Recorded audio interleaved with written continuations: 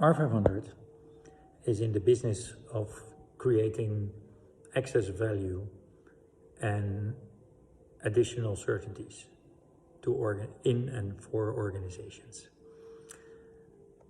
How do we do that? By tapping into the collective subconscious. Traditionally, organizations have a strategy, a business strategy, an organizational structure, and organizational culture. These are the three pillars that organizational strategies are built on. Organizations focus on people and performance and how to balance those two, on leaders versus followers, and they focus on teams, the right teams and the right people in the right roles. These are, let's say, the playing blocks. Now, what R500 does is digging deeper with all the people in an organization while they are working in that organization. What do we do? We focus on the difference between insiders and outsiders. We focus on the difference between individual and collective. So what needs to be done collectively and what needs to be done individually. And we focus on whether it's a good thing to take an active or a passive position.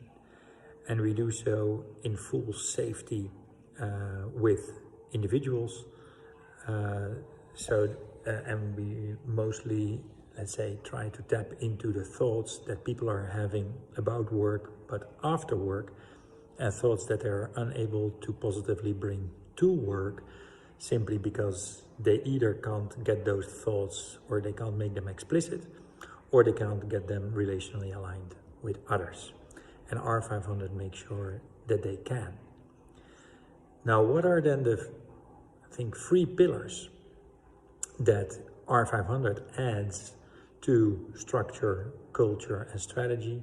I think they are the more exceptional, the more exchange, and more excellence.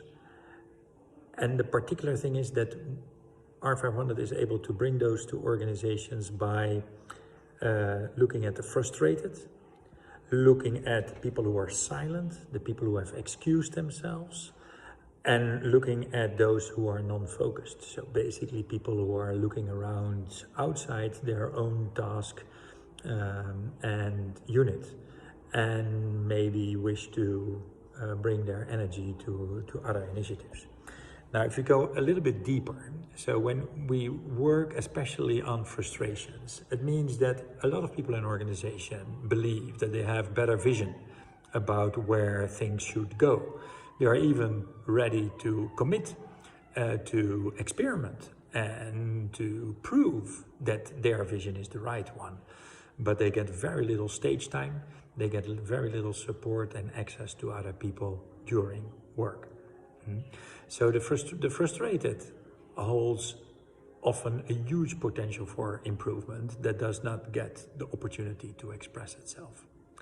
When we then move to the silent, so the people who are silent in an organization are those who kind of often excuse themselves for meetings, or people who don't read reports or are not responsive to particular actions in the and invitations in the organization. It doesn't mean that they are still or that they are disengaged or that they are only doing what they need to do. Often these people are the active underbelly or understream or undercurrent. They're actually very often busy with what really plays and what really should be done in an organization. So they are kind of operating in the background of an organization. And whatever they do and think in parallel to what is organized in the mainstream of the organization gets also very little attention and acknowledgement. And R500 provides that acknowledgement to them. When we then move to the non-focused, so the people who actually are not fully into their own task and are actually looking into other activities and other departments, it means that there is often a lot of goodwill, but that is unable to organize itself. So what we call liquidity. So these people actually want to flow in an organization and do not want to be kept prison in a particular part of the organization. So what we there do is we try to, the energy that these people often have, we try to organize that. So these are the three pillars. So the excellence through the non-focused, the more exchange with the organization from the silent, and the more exceptional that can be realized by listening to the frustrated. And those are the three pillars of R500. And by doing so, of course, an organization and organizational strategy are not just delivering, what is good and valuable and what is, what could be predicted and what we, what we usually do, what organizations usually do, but actually by doing that, they can actually achieve their full potency, their full potential. They can be a cohesive whole, and they can realize total action. So not just the action that is decided to do, but also the action that all people want to do. Now, if you then say, what is it concretely that we will see change in an organization? I think it will be, there are 6 outcomes that we can focus on. First of all, or that R500 makes sure that is realized. First is that all people have access to all people all the time. Very often there are, people don't know who to contact or when to contact, whether it's appropriate to contact them, and R500 mediates in that. We want all people to be connected with the right people all the time. And who those are is often unclear, is emergent, and needs to be arranged on the spot. R500 typically achieves a state with an entire population to make them answer to any request within 24 hours. And we make, it's around 85% of the population will respond within 24 hours to a response for a favor, for information, or for support. The second positive effect that we see from our efforts is that we are a catalyst for any planned good change. So when good things are initiated, then there often are issues with adoption, and what we do is we make sure that any good change has a faster throughput time. We also make sure that there is more pre-commitment to strong intentions and strong positive intentions. So when people have only like a first idea, that these people very rapidly know who else in the organization is willing to commit to an idea or a plan that often is still in an embryonic stage. A fourth advantage is, of course, that we get the real innovations. And most innovations in an organization are evolutionary, are the result of feedback, marginal adjustments, and so on. But the real bright ideas come often from frustration, from the silent, and from the non-focused. And so what we try to do is funnel those and take time to listen to those and organize these people's ideas so that we get the real innovations that make the real difference. The fifth element is experimental activation and tryouts.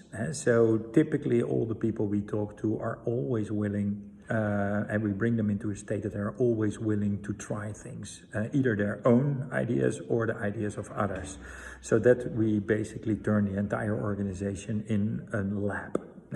And that is without disturbing the ongoing activities. So without disrupting the ongoing activities. So all based on goodwill, people trying things, experimenting with things.